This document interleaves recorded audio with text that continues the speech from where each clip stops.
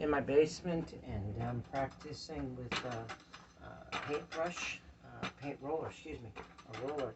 And all I did was I got a roller, and it'd be good to use the thicker matted roller. Put it in some kind of stand that you have, and you can practice. They have what's called a Topspin Pro, and for people that want something that looks good, it's easy to assemble, the Topspin Pro is a good investment for someone.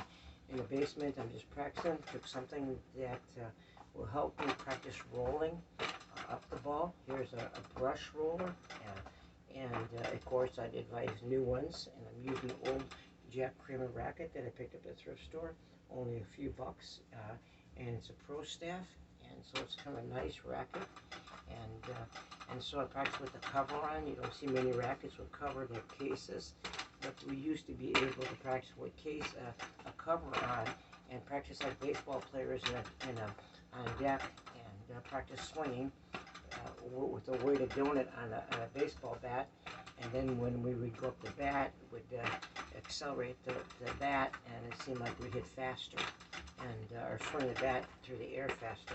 And here the same principle. If I take it off, now I'm going to swing the racket, and then it seems like it's going to go quicker through the air. It's a lot lighter, and so here I'm practicing on my backhand.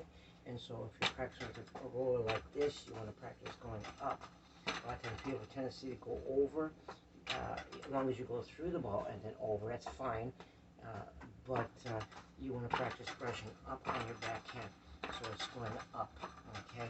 And so it's a great way of practicing. On this side, I can just switch. My arm gets sore a little bit. I can just practice left-handed. And I encourage you to do short racket a lot of times. The closer you are to your hand, the more control you're going to have. Then as you strengthen your hands, slide down a little bit, little progression, go all the way down, and then you notice that some players are whipping the rackets so fast, they actually hold the racket at the cap. And so when I think about the cap, this is the cap area right here, your handle, your throat, the head of the racket, and so you could practice, with as far down as you can instead of holding the racket. I remember teaching one young person, asking him to hold the cap down to the end of the racket, and they end up throwing a racket, or when he was served one time, hit his knee, and so be careful that you don't throw your racket and break it.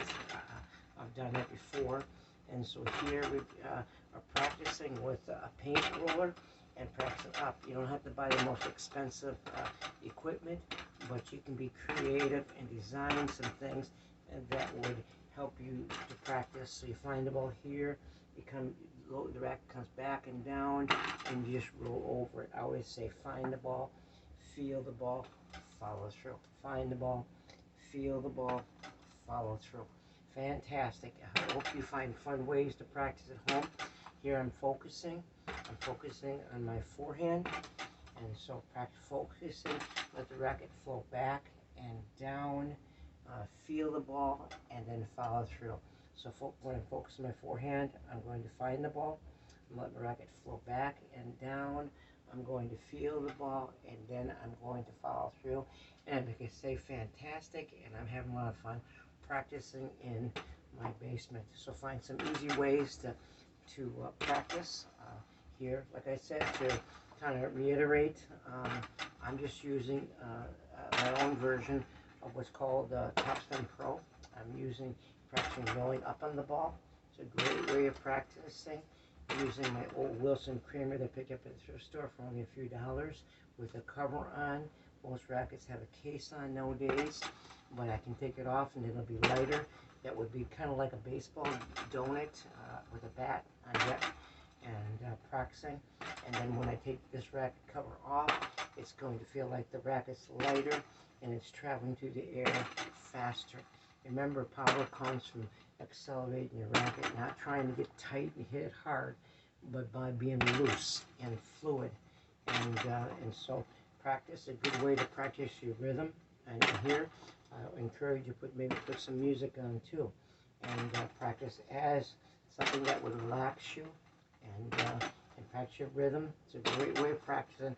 I hope this was helpful. I hope you find ways to practice. Find a way to contact me, and I can give you ideas. 414-484-4061. Text me, Tom.